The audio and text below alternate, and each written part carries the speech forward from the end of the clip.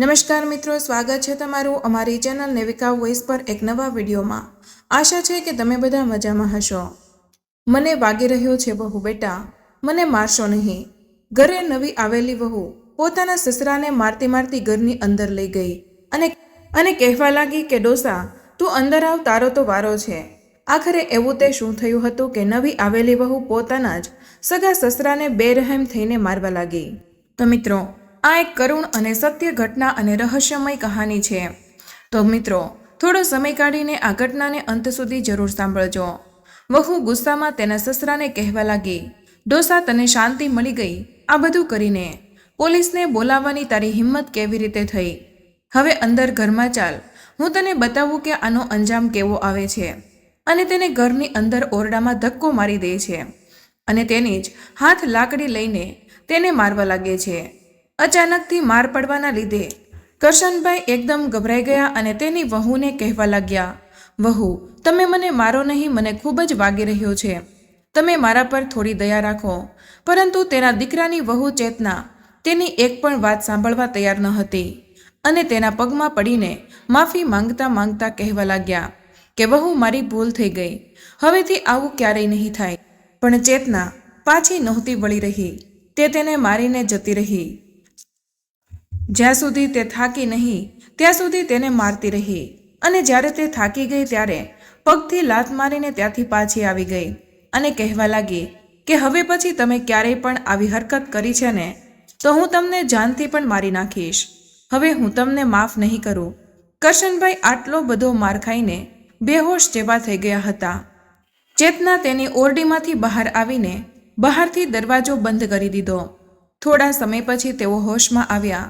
તેને યાદ આવ્યું કે ઉનાળાનો સમય હતો અને ગરમી ખૂબ જ પડી રહી હતી।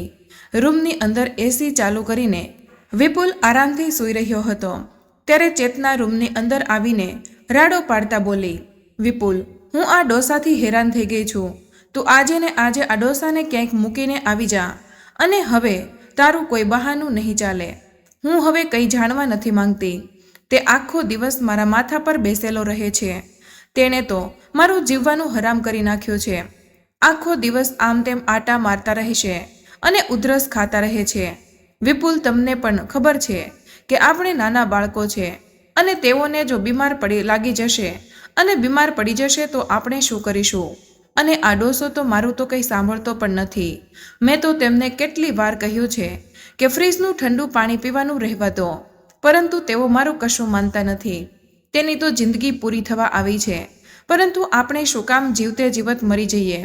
તેને તો આજે ને આજે જ ગમે ત્યાં વૃદ્ધા આશ્રમમાં મૂકીને આવી જા। ચેતના આ બધી વાત ગુસ્સામાં તેના પતિ વિપુલને કહી રહી હતી ત્યારે જ તેના રૂમની પાસેથી કરશનભાઈ નીકળી રહ્યા હતા અને તેણે આ બધી જ વાત સાંભળી લીધી। અને હું તને 1-2 દિવસનો સમય આપું છું અને જો તું આ ડોસાને કોઈક નિર્ણય નહીં લાવે અને તું એમને વૃદ્ધાશ્રમમાં મૂકીને નહીં આવે તો હું તેને જાતે જ કેક રોડ ઉપર મૂકીને આવી જઈશ। હવે આ ડોસાની કોઈ જરૂર નથી, હવે હું તેની સેવા ચાકરી કરવાની નથી, હું હવે તેનાથી થાકી ગઈ છું, હવે બહુ થયું, આ બધું તારે જે કરવું હોય તે જલ્દી કર, હું તને આ છેલ્લી વાર 2 દિવસનો સમય આપું છું અને જો તું મારી વાત નહીં માને ને તો હું બાળકોને લઈને મારા પિયરમાં જતી રહીશ, પછી તમે બાપ દીકરો એકલા ઘરમાં રહેજો અને મજા કરજો। પિતાને નાનું એવું કામ સોંપીને તો પણ તેના હાથ પગ ધ્રુજવા લાગે છે અને તેઓ કામ કરવાની ના પાડી દે છે। મેં તેને કાલે થોડા એવા વાસણ ધોવાનું કહી દીધું હતું, ત્યાં તો તેણે 3-4 કપ જ તોડી નાખ્યા, જાણે આ બધું મફતમાં આવી રહ્યું હોય।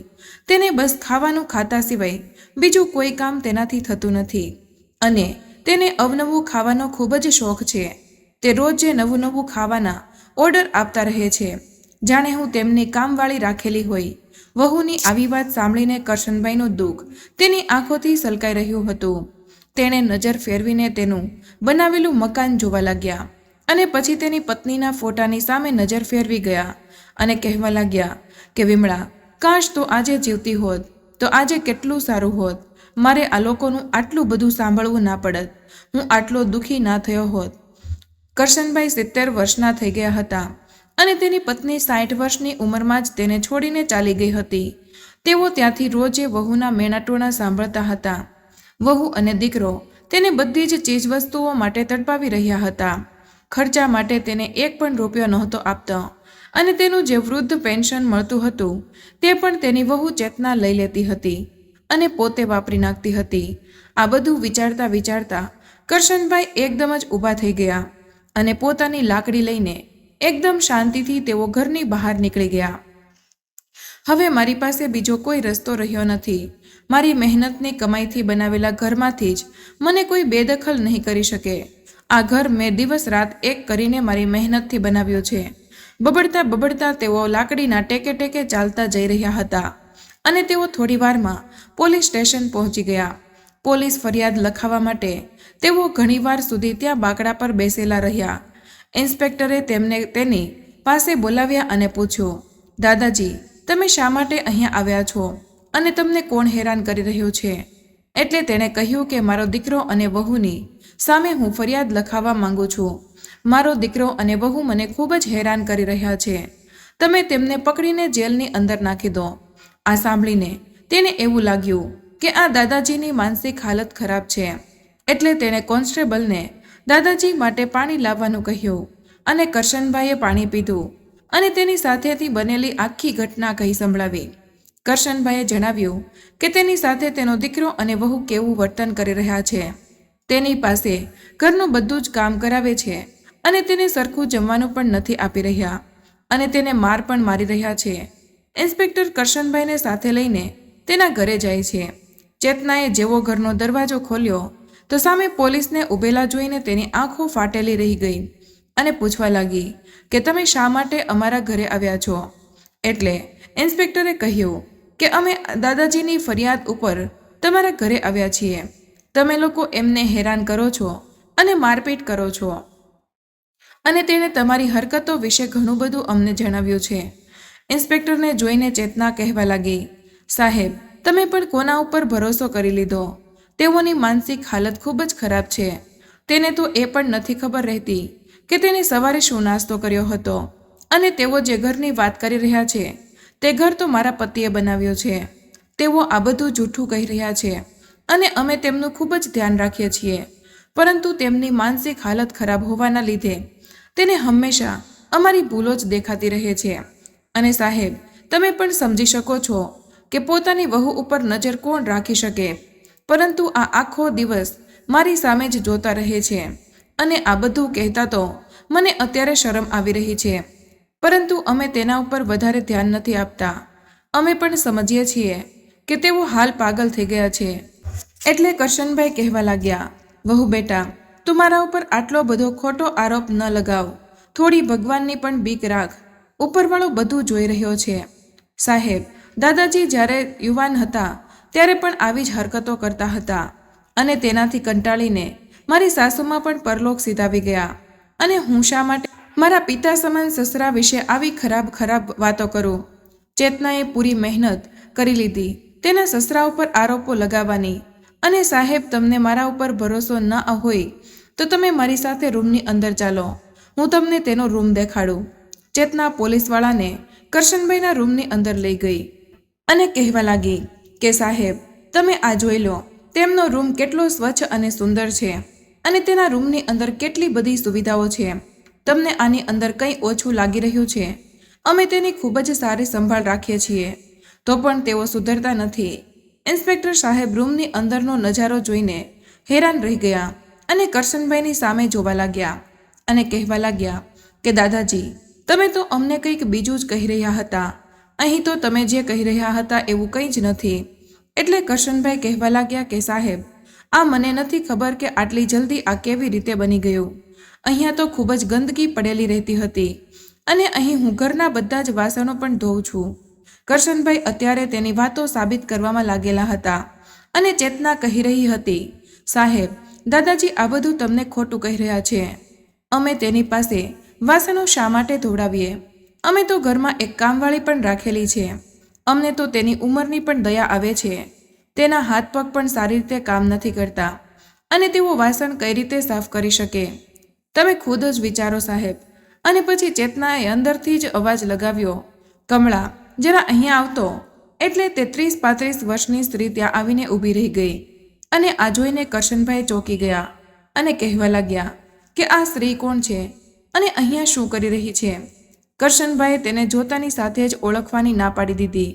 એટલે કમળા બોલી, અરે સાહેબ, આ તો અમારા દાદાજી છે. મારી શેઠાણી તેને સવારથી શોધી રહી છે. તેઓ ઘરમાં કહ્યા વગર જ ગમે ત્યાં જતા રહે છે અને અમારી શેઠાણી તેને શોધવા માટે હેરાન પરેશાન થઈ જાય છે. આ સ્ત્રી જૂઠ ઉપર જૂઠ બોલી રહી હતી, જેના ઉપર કરશનભાઈને ગુસ્સો આવી રહ્યો હતો. તેણે તેની સામે લાકડી ઉપાડી અને તે સ્ત્રીને મારતા મારતા અટકી ગયા. એટલે ચેતનાએ કહ્યું, જુઓ સાહેબ, દાદાજી આમ જ આખો દિવસ ગુસ્સો કરતા રહે છે અને અમને બધાને ખીજાતા રહે છે. હવે તમે જ વિચારો આ ઘરમાં મારા કેવા હાલ થતા હશે. અને આ કહીને ચેતનાની આંખોમાં ખોટા આંસુ આવી ગયા. આ બધું જોઈને કરશનભાઈ હેરાન રહી ગયા. આ બધું શું થઈ રહ્યું છે તેને કંઈ સમજાતું ન હતું. ચેતનાએ એટલી સફાઈથી જૂઠું બોલ્યું હતું કે તમામ આરોપો કરશનભાઈ ઉપર જ લાગી રહ્યા હતા અને ઇન્સ્પેક્ટર સાહેબ પણ જે જોઈ રહ્યા હતા તેને જ સાચું માની રહ્યા હતા. પછી ઇન્સ્પેક્ટર સાહેબે કહ્યું કે જુઓ મેડમ, આ તમારા ઘરનો મામલો છે અને આ તમે ઘર સુધી જ રાખો અને અમારી પાસે પણ ઘણા બધા બીજા કામ છે. આટલા ફાલતુ સમય અમારી પાસે નથી કે અમે ઘરે ઘરે જઈને તેઓના ઘરના ઝઘડાઓના સમાધાન કરાવી રહીએ. ઇન્સ્પેક્ટર સાહેબે ગુસ્સામાં આ બધું કહીને ત્યાંથી નીકળી ગયા અને કરશનભાઈ ત્યાં જ ગુનેગારની જેમ ઊભા રહી ગયા. તેને હવે સમજાઈ નહોતું રહ્યું કે તેઓ હવે શું કરે. અને ચેતનાએ તેને કહ્યું કે ડોસા, હવે તો તારા હૃદયને ઠંડક મળી ગઈ ને. આખી સોસાયટીમાં અમારી બેઇજ્જતી કરાવીને તને શાંતિ મળી ગઈ. બસ અમારે આ જ દિવસ જોવાનો બાકી રહી ગયો હતો. પોલીસ બોલાવવાની તારી હિંમત કેવી રીતે થઈ? હવે ઘરની અંદર ચાલ, આજે હું તને શીખવાડું. ચેતનાએ કરશનભાઈને ધક્કો મારીને ઓરડીની અંદર ધકેલી દીધા અને તેની લાકડીથી તેને મારવા લાગી.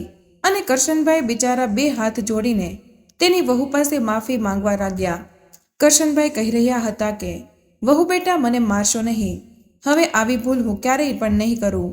પરંતુ ચેતના તેની એક પણ વાત સાંભળવા તૈયાર ન હતી અને તે સતત કરશનભાઈને મારતી રહી. તે જ્યાં સુધી થાકી નહીં ત્યાં સુધી કરશનભાઈને મારતી રહી. કરશનભાઈ અર્ધ બેભાન અવસ્થામાં પડી ગયા અને પછી વહુ તેને પગ મારીને બહારની ઓરડીનો દરવાજો બંધ કરીને તેના રૂમ તરફ ચાલી ગઈ. કરશનભાઈ પોતાની જાતે ઉઠી પણ નહોતા શકતા. તેનું આખું શરીર ખૂબ જ દુખી રહ્યું હતું. તે ખૂબ જ તડપી રહ્યા હતા. ચેતનાએ થોડીવાર રહીને તેની કમવાળી બાઈને મોકલી અને તેની ઓરડીમાં જ તેની પથારી કરવાનું કહી દીધું અને તેઓને તેના રૂમમાં જ પડ્યા રહેવાનું કહી દીધું અને તે ત્યાંથી ચાલી ગઈ. કરશનભાઈ જેમ તેમ કરીને દિવાલનો ટેકો લઈને ઊભા થયા અને તેના રૂમ બાજુ જવા લાગ્યા. આ જોઈને ચેતના જોરથી રાડો પાડવા લાગી અને કહેવા લાગી કે તમે ક્યાં જઈ રહ્યા છો? હવેથી તમારી જગ્યા ઓરડીનો ખૂણો છે. હવેથી જો તમે એ ઘરની અંદર ગયા છો તો હું તમને જમવાનું પણ નહીં આપું અને હવેથી તમારો અમનહૂસ ચહેરો લઈને મારી સામે ન આવતા. હવે તમે બહાર ઓરડીમાં જ પડ્યા રહેજો. હવે જો તમે ઘરની અંદર આવવાની કોશિશ કરી છે તો હું તમને ખાવાનું આપવાનું પણ બંધ કરી દઈશ. કરશનભાઈના પોતાના જ ઘરમાં તેની સાથે પારકા જેવો વ્યવહાર થઈ રહ્યો હતો. અત્યારે તો તેને એવું જ લાગી રહ્યું હતું કે તેઓ આ ઘરના સદસ્ય જ નથી અને તેઓ એક ભિખારી છે અને તેને રાખવાની આ લોકોની મજબૂરી છે. પથારીના નામ ઉપર બસ ખાલી એક ફાટેલી ચાદર તેને આપી હતી. ચેતનાના મારથી કરશનભાઈને અમુક જગ્યાએ લોહી નીકળી રહ્યું હતું, પરંતુ તેઓ કંઈ કરી શકે તેમ ન હતા. કરશનભાઈને એક દીકરી પણ હતી. કરશનભાઈ પાસે ફોન ન હતો એટલે તે તેનું દુઃખ તેની દીકરીને પણ નહોતા કહી શકતા. કરશનભાઈએ એક દિવસ તેના મનની વાત તેની દીકરીને કહેવાની કોશિશ કરી હતી, પરંતુ તેની વહુ સાંભળી જતા તેને તેની પાસેથી ફોન આંચકી લીધો હતો અને તેને ખૂબ ખરી ખોટી સંભળાવી હતી. તેની દીકરી જ્યારે પણ તેના પિતાજીને મળવા આવતી હતી ત્યારે આખો દિવસ ચેતના તેની સાથે જ રહેતી હતી અને તેના પિતાજી સાથે ખૂબ જ સારો વ્યવહાર કરતી હતી. એ દિવસે તેને ખૂબ જ સારું સારું જમવાનું પણ મળી રહેતું હતું અને આ બધું બસ ખાલી તેની દીકરી ભૂમિને દેખાડવા માટે જ હતું, જેવું આજે તેણે પોલીસની સામે કર્યું હતું. સવારે કરશનભાઈને બહાર જતા જોઈને તેને લાગ્યું કે આજે દાદાજી પોતાનું ઘર છોડીને જતા રહે છે, એટલે હવે હું આઝાદ થઈ જઈશ અને એકદમ શાંતિથી રહીશ. એટલે તેણે જલ્દીથી પડોશીના ઘરે આવતી કામવાળીને બોલાવી લીધી અને તેની પાસે આખા ઘરની સાફ સફાઈ અને કામ કરાવી નાખ્યું હતું અને તેને કાયમ માટે કામ ઉપર રાખી લીધી હતી અને તેને થોડા વધારે રૂપિયા આપીને બધું સમજાવી પણ દીધું હતું અને દાદાજીના રૂમને ખૂબ સારી રીતે તૈયાર કરી નાખ્યો હતો. તેને દાદાજીનો રૂમ એટલો બધો સુંદર બનાવી દીધો હતો કે કોઈને ખબર જ ના પડે કે અહીંયા પહેલાં ખૂબ જ ગંદકી પડેલી રહેતી હતી. તેને એ નહોતી ખબર કે કરશનભાઈ પોલીસને લઈને ઘરે આવી જશે. બસ તેને તો એવી જ લાગી રહ્યું હતું કે પિતાજી ઘર છોડીને ચાલ્યા ગયા છે અને શાયદ હવે તેઓ ક્યારેય પાછા નહીં આવે. પરંતુ અચાનક જ તેણે કરશનભાઈને પોલીસની સાથે આવતા જોઈને તરત જ તેણે કામવાળી બાઈને ફરીથી ઘરની બધી જ વાત જણાવી દીધી અને તે અહીંયા દરરોજ કામ પર આવે છે અને દાદાજીનું ખૂબ જ ધ્યાન રાખે છે તે પણ સમજાવી દીધું અને તેને એડવાન્સમાં જ વધારે રૂપિયા આપી દીધા. વધારે રૂપિયા મળવાની લાલચમાં કામવાળી પણ તેની વાતોમાં આવી ગઈ અને જેમ તેની શેઠાણીએ કહ્યું તેમ કરવા લાગી અને દાદાજીને ખોટા સાબિત કરી દીધા. સાંજે જ્યારે વિપુલ ઘરે આવ્યો તો ચેતનાએ તેને દિવસે બનેલી બધી જ ઘટના કહી સંભળાવી અને કહેવા લાગી કે મેં બધું જ સંભાળી લીધું. પોલીસવાળાને શું કહેવું તે મેં પહેલાં જ વિચારી લીધું હતું. મેં જ્યારે બારીમાંથી પોલીસને અને સાથે દાદાજીને આવતા જોઈને મને બધું સમજાઈ ગયું હતું એટલે મેં પહેલાં જ આખો પ્લાન તૈયાર કરી નાખ્યો હતો અને જો આજે હું દાદાને ખોટા સાબિત ના કરત ને તો આજે તેઓ આપણને જેલમાં મોકલીને જ રહેત. આજે દાદાજી ઘરની બહાર ગયા તેનો એક ફાયદો થયો કે મેં કામવાળીને બોલાવીને આખા ઘરની સાફ સફાઈ કરાવી નાખી અને દાદાનો રૂમ પણ સરસ રીતે સફાઈ કરાવી નાખ્યો અને દાદાજીનો રૂમ એકદમ સુંદર લાગતો હતો એટલે મેં પોલીસવાળાને પણ મારા વિશ્વાસમાં લઈ લીધા અને દાદાને ખોટા સાબિત કરી દીધા.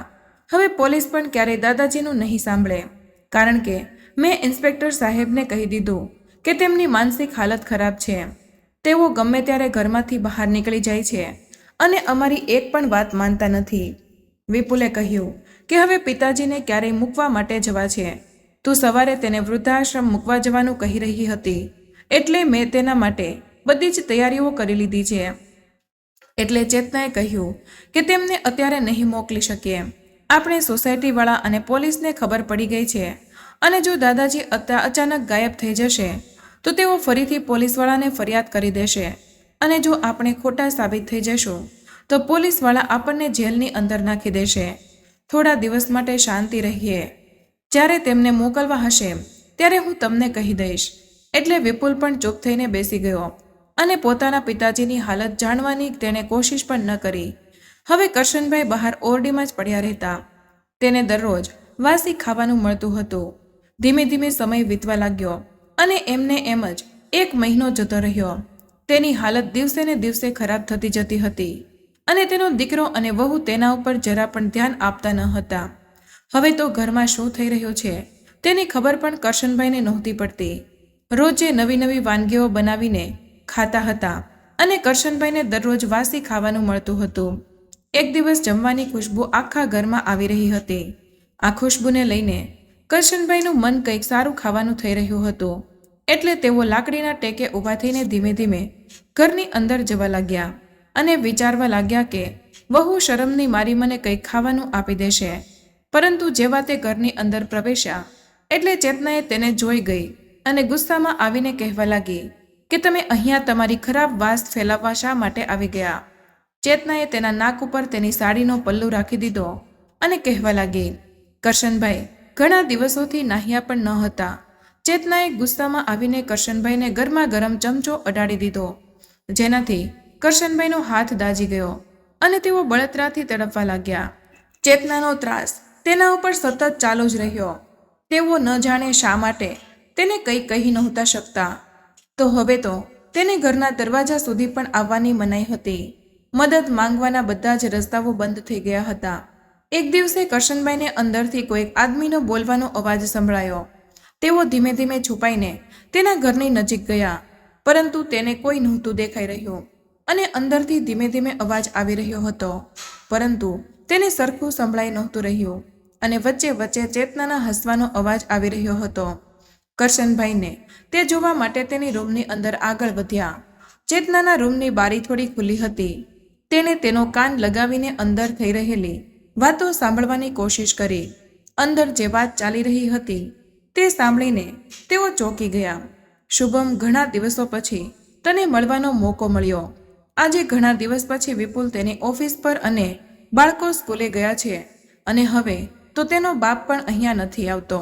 મેં તેને ઘર પાસે આવવાની ચોખ્ખી મનાઈ કરી દીધી છે. આ અવાજ ચેતનાનો હતો અને તે આ બધું કહેતા કહેતા હસી રહી હતી. આ જોઈને કરશનભાઈના પગ નીચેથી જમીન સરકી ગઈ. તેની વહુ બીજા કોઈ માણસ સાથે રંગરલિયા મનાવી રહી હતી અને તેના દીકરાને દગો દઈ રહી હતી. કરશનભાઈનો ગુસ્સો 7મા આસમાને પહોંચી ગયો હતો, પરંતુ તેની એટલી હિંમત ન હતી કે તે ચેતનાને આ સમયે કંઈ કહી શકે અને તેઓ બધાની સામે સાબિત કરી શકે, કારણ કે ચેતના તેને એટલી નફરત કરતી હતી કે અત્યારે તેનો જીવ પણ લઈ શકે એમ હતી. અને પછી વિચારવા લાગ્યા કે આમ માણસ બહાર જાય છે તે પહેલાં જ મારે કંઈ કરવું પડશે, અને તેઓ તરત જ ઘરની અંદર જઈને રસોડામાં ગયા. મિત્રો, આગળ શું બન્યું તે ઘટનાની વાત કરીએ તેના પહેલાં જો આપ ચેનલ પર નવા દર્શક હોય તો નીચે આપેલું સબસ્ક્રાઇબનું બટન દબાવીને ચેનલને અત્યારે જ સબસ્ક્રાઇબ કરી લેજો, જેથી દરેક નવા એપિસોડની માહિતી આપને સમયસર મળતી રહે. અને ત્યાં કમળા જમવાનું બનાવી રહી હતી. કમળાએ જેવું જ કરશનભાઈને સામે જોયો તો કરશનભાઈએ ઈશારો કરીને તેને ચૂપ રહેવા માટે કહ્યું અને કહેવા લાગ્યા કે તને એ દિવસે જૂઠું બોલવા માટે શું આપ્યું હતું. અને કરશનભાઈએ કમળાને રૂપિયાની લાલચ આપી એટલે કમળાએ તેને બધું કહી દીધું.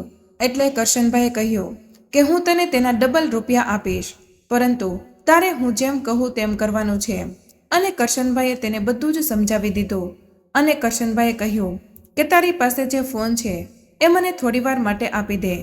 ચેતના અંદર બીજા માણસ જોડે રંગરલિયા મનાવી રહી છે અને મારે તેનો વિડીયો રેકોર્ડિંગ કરવું છે. કમળા પૈસાની લાલચમાં આવીને તરત જ માની ગઈ અને તેનો ફોન કરશનભાઈને આપી દીધો.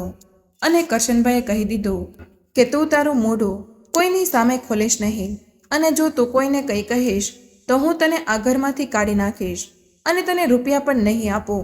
અને જો તું મારી વાત માનીશ તો હું તને દર મહિને પગાર પણ વધારે આપીશ. મને દર મહિને પેન્શન મળી રહ્યું છે. આ સાંભળીને કમળા તેને ચૂપ રહેવાનું પ્રોમિસ આપે છે અને પૈસા મળવાની વાતથી તો તે ખુશ થઈ જાય છે. કરશનભાઈએ ચેતનાના રૂમની બારીમાંથી તેનો વિડીયો બનાવી લીધો. તેમાં એ સાબિત થઈ રહ્યું હતું કે ચેતના કોઈ બીજા માણસ જોડે આટા સંબંધ રાખી રહી છે. એ વિડીયો એવો હતો કે કરશનભાઈને ખુદને પણ જોવામાં શરમ આવી રહી હતી. કરશનભાઈએ ગુસ્સામાં આવીને તેના દીકરા વિપુલના નંબર ઉપર તે વિડીયો મોકલી દીધો. અને પછી કરશનભાઈએ કમળાને કહ્યું કે હવે તું અહીંથી જતી રહે, તને તારા રૂપિયા મળી જશે અને હું જ્યારે તને કહું ત્યારે તારે આ સાબિત આપવી પડશે અને કહેવું પડશે કે જ્યારે વિપુલ અને બાળકો ઘરેથી જતા રહે ત્યારે તેમને મળવા માટે કોઈક માણસ આવે છે. એટલે કમળાએ કહ્યું કે હા દાદાજી, તમે જેમ કહેશો એમ હું કરીશ. અને આ કંઈ જૂઠું થોડી છે. મેડમ તો ન જાણે શું શું તેની હાથોથી આમને ખવડાવતી રહે છે. આખો દિવસ પોતાના બેડરૂમમાં દરવાજો બંધ કરીને જ આ માણસ સાથે રહે છે. હા, બસ આ જ તારે કહેવાનું છે. અને જો તું ફરી જઈશ તો હું તને નોકરીમાંથી તો કાઢી નાખીશ, પરંતુ ચેતનાની મદદગારીમાં જેલમાં પણ મોકલી દઈશ.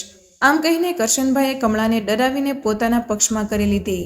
વિડીયો વિપુલને પહોંચી ગયો હતો, પરંતુ તે ખૂબ જ કામમાં હતો એટલે તેને લંચમાં જોવા માટે ખોલ્યો નહીં. જ્યારે લંચ પડ્યો ત્યારે તેને યાદ આવ્યું કે કમળાએ તેને એક વિડીયો મોકલ્યો હતો. એટલે તેને ફોન લીધો અને વિચારવા લાગ્યો કે કમળાએ તેનો શેનો વિડીયો મોકલ્યો હશે, આ વિડીયોમાં એવું તે શું હશે. અને પછી તેણે ફોન ખોલીને વિડીયો ચાલુ કર્યો. વિડીયોમાં ચેતનાનો અવાજ સાંભળીને તે ચોંકી ગયો. તેને આખો વિડીયો જોયો તો તેના પગ નીચેથી જમીન સરકી ગઈ. તેને નહોતું સમજાઈ રહ્યું કે આ શું થઈ રહ્યું છે. તે તરત જ ગુસ્સામાં આવીને ઓફિસેથી ઘરે જવા માટે નીકળી ગયો. ઘરે આવીને જોયું તો ચેતના તેના બાળકોને ખવડાવી રહી હતી અને તેને જોઈને નહોતું લાગી રહ્યું કે ત્યાં કંઈક થયું છે. વિપુલને અચાનકથી આવેલો જોઈને તે હેરાન રહી ગઈ, કારણ કે આજ સુધી વિપુલ ક્યારે આવી રીતે અચાનક આવ્યો ન હતો. વિપુલ ક્યારેય પણ તેની પત્નીને કહ્યા વગર ઘરે આવતો ન હતો. એટલે ચેતનાએ કહ્યું, અરે આજે તમે વહેલા આવી ગયા, કેમ તમને કંઈ થયું છે? તમારી તબિયત તો સારી છે ને? એટલે વિપુલે કહ્યું કે આજે હું તને જોવા માટે આવ્યો છું કે તું ઘરે એકલી એકલી કેટલી મજા કરી રહી છો. ચેતનાને અંદાજો આવી ગયો કે વિપુલ શું કહેવા માંગી રહ્યો છે. એટલે તે તેના ચહેરાના ભાવ છુપાવતા તેની નજીક આવી ગઈ અને તેનો હાથ પકડીને કહેવા લાગી કે મને તો જિંદગીમાં તમે બધી જ ચીજ આપી છે. તમે મારી જિંદગીમાં કોઈ પણ કમી નથી રહેવા દીધી. એટલે વિપુલ તેનો હાથ છોડાવીને ગુસ્સામાં કહેવા લાગ્યો કે મને બધી જ ખબર પડી રહી છે. દીકરાનો અવાજ સાંભળીને કરશનભાઈ પણ ઘરની અંદર આવી ગયા અને નજારો જોવા લાગ્યા. વિપુલ તેને ગુસ્સામાં કહી રહ્યો હતો કે મેં તને બધી જ ખુશી આપી છે, પરંતુ તને મજા તો કોઈક બીજો જ માણસ આપી રહ્યો છે. મારા ઘરમાં તું મને જ દગો આપી રહી હતી. બેશરમ, મારા ઘરમાં તું તારા પ્રેમીને બોલાવીને રંગરલિયા મનાવતી હતી. તને શરમ નહોતી આવતી? આટલું કહીને વિપુલે પોતાના ખીચામાંથી તેનો ફોન બહાર કાઢ્યો અને ચેતનાની સામે વિડીયો ચાલુ કરીને રાખી દીધો. અને ચેતના તે જોઈ રહી હતી. તે કોઈ બીજા વ્યક્તિની બાહોમાં હતી. આ જોઈને ચેતનાના મોઢા ઉપર તાળું લાગી ગયું હતું. તેના મોઢામાંથી એક પણ શબ્દ નહોતો નીકળી રહ્યો. પાછળથી તેના સસરાને આવતા જોઈને તે ગુસ્સામાં આવી ગઈ અને કહેવા લાગી, આ બધું શું છે? કરશનભાઈએ કહ્યું, મેં આવું કંઈ નથી કર્યું. અને આવો વિડીયો વિપુલને કોણે મોકલ્યો? એટલે વિપુલે ગુસ્સામાં કહ્યું કે હું હમણાં જ તને બતાવું કે મને વિડીયો કોણે મોકલ્યો. અને તરત જ વિપુલે કમળાને ફોન કર્યો અને કહ્યું કે તું જલ્દી અમારા ઘરે આવી જા. કમળાએ વિપુલનો અવાજ સાંભળ્યો એટલે તે સમજી ગઈ કે દાદાજીનું તીર નિશાના ઉપર લાગી ગયું છે અને હવે તેને શું કરવાનું છે. તે જલ્દીથી વિપુલના ઘરે આવી ગઈ. વિપુલ ખૂબ જ ગુસ્સામાં હતો અને તે બસ કમળાના આવવાની જ રાહ જોઈ રહ્યો હતો. પરંતુ સાચા સાક્ષી તો કરશનભાઈ જ હતા. તેઓ બસ તેનો સાચો સમય આવવાની રાહ જોઈ રહ્યા હતા. ચેતના પણ ભગવાનને પ્રાર્થના કરી રહી હતી કે આજે મને બચાવી લેજો. કમળા જેવી ઘરમાં આવી એટલે વિપુલ ગુસ્સામાં બોલ્યો, આવી ગઈ મારી સાક્ષી, બોલ કમળા, તે શું જોયું? એટલે કમળાએ કહ્યું કે સાહેબ, આ વિડીયો તો દાદાજીએ બનાવ્યો છે. ખબર નહીં મેડમ કોની સાથે રૂમની અંદર હતી. તેઓ તો વારે વારે તે માણસને બોલાવતા રહે છે અને કલાકો સુધી તેના રૂમમાં રહે છે અને અંદરથી રૂમ બંધ કરી રાખે છે. પરંતુ આજે દાદાજીએ આ બધું જોઈ લીધું અને મારા ફોનથી તેમણે વિડીયો બનાવી લીધો અને તમને મોકલી આપ્યો. એટલે ચેતના રાડો પાડવા લાગી અને કહેવા લાગી કે ડોસા, આજે હું તારો જીવ લઈ લઈશ. અને તેણે દોડીને કરશનભાઈનું ગળું પકડી લીધું. કરશનભાઈ તેનું ગળું છોડાવવાની કોશિશ કરવા લાગ્યા અને વિપુલે પણ તેના પિતાજીનો સાથ આપ્યો અને ચેતનાના હાથમાંથી તેના પિતાજીનું ગળું છોડાવવા લાગ્યો. વિપુલે ચેતના ઉપર હાથ ઉપાડી લીધો અને તેને થપ્પડ મારવા લાગ્યો. અચાનક જ થપ્પડ લાગવાથી તેને દાદાજીનું ગળું મૂકી દીધું અને દાદાજી નીચે પડી ગયા. કમળાએ દાદાજીને ઊભા કર્યા અને સોફા પર બેસાડ્યા અને તેમને પાણી આપ્યું. વિપુલ આજે ખૂબ જ ગુસ્સામાં હતો અને તે કેમ ગુસ્સામાં ના હોય. તેણે આજ સુધી જેનો સાથ આપ્યો તેણે જ આજે તેને દગો આપ્યો. તું આટલી નીચ હરકત કરીશ એવું મેં સપનામાં પણ નહોતું વિચાર્યું. તે આજે બધી જ હદો પાર કરી દીધી છે. ન જાણે તું મને ક્યારથી દગો દઈ રહી જ હતી. મેં મારા પિતાજી સાથે પણ કેટલો ખરાબ વર્તાવ કર્યો છે અને તેને કેટલો માર માર્યો છે. તેને તું દરરોજ ભૂખ્યા રાખતી અને એક ઓરડીમાં પૂરીને રાખતી હતી. હું આંધળો થઈને ચૂપચાપ આ બધું જોતો રહેતો હતો. પરંતુ આજે તે બધી જ હદો પાર કરી દીધી છે. તે આ બધું કરવા માટે જ પિતાજીને ઘરની બહાર કાઢી મૂક્યા હતા. તું હવે મને એ જણાવ કે આ બધું કેટલા ટાઈમથી ચાલતું હતું? આ બધું કહેતા કહેતા વિપુલે ચેતનાના વાળ પકડી લીધા હતા. આજે ચેતના પાસે બોલવા માટે કંઈ પણ નહોતું. વિપુલે બાળકોને પણ તેની રૂમની અંદર પૂરી દીધા હતા. તેઓ નહોતા જાણતા કે તેની મા ચારિત્રહીન છે. તારી જેવી નપાવટ સ્ત્રીની મારા ઘરમાં કોઈ જગ્યા નથી. વિપુલે ચેતનાને ધક્કા મારીને ઘરની બહાર કાઢી મૂકી. ચેતના બહાર ઊભી ઊભી વિચારી રહી હતી કે વિપુલ આ બધું ભૂલી જશે અને તેને માફ કરી દેશે અને તે માફી માંગતી રહી, જેમ બધા લોકો માફી માંગતા હોય છે તેવી રીતે. પરંતુ આજે તેને માફી નહોતી મળવાની. પિતાજી મને માફ કરી દો. જેવી ચેતના કરશનભાઈ પાસે આવી એટલે કરશનભાઈનું લોહી ઉકળી ગયું. તેને વહુ માટે નફરત થઈ ગઈ અને કહેવા લાગ્યા કે તે મારા દીકરાનું ઘર બરબાદ કરી નાખ્યું અને હવે હું તો મારી માફી માંગી રહી છે. કરશનભાઈની આંખોમાં આંસુ આવી ગયા. વિપુલ કહેવા લાગ્યો કે તું આજે ગમે તેટલી માફી માંગી લે, પરંતુ અમે તને માફ નહીં કરીએ. હું આજે મારા પિતાજીની સામે શરમ અનુભવી રહ્યો છું. મેં તારી બધી જ હરકતોમાં તારો સાથ આપ્યો. મેં મારા પિતાજીનું કેટલું દિલ દુખાવ્યું. મેં તારા કહેવા પર તેમને કેટલા હેરાન કર્યા. કેટલા દુઃખી કર્યા. પિતાજી, મને માફ કરી દો. અને વિપુલ તેના પિતાજીના પગમાં પડી જાય છે અને કહેવા લાગે છે કે પિતાજી, મેં આ સ્ત્રીની વાતોમાં આવીને તમને ખૂબ જ દુઃખ પહોંચાડ્યું છે. મેં ભગવાન સમાન પિતાજી સાથે કેટલી નાઇન્સાફી કરી છે.